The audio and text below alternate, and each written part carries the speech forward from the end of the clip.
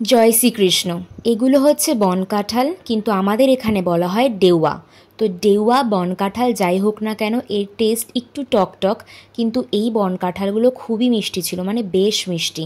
আর বন কাঁঠাল এ কারণেই বলা হয় যে এর ভেতরটা পুরোটা কাঁঠালের মতন। দেখো, এই ডেওয়াগুলো ভাই সেদিন মাসিবাড়ির ওদিক থেকে এনেছিল, তাই ভাবলাম এগুলো মাখা করা যাক।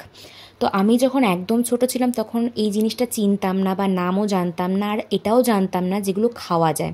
তখন ভাবতাম এগুলো হয়তো এমনি গাছে ফল হয়ে থাকে, নিচে পড়ে থাকে, আমি জানতাম না। বাবাকে একদিন জিজ্ঞেস করলাম পড়তে যাওয়ার পথে যে এগুলো কী এরকম পড়ে থাকে। আর আরেকদিনও দেখেছি ফলের দোকানে এগুলো বিক্রি হচ্ছিল।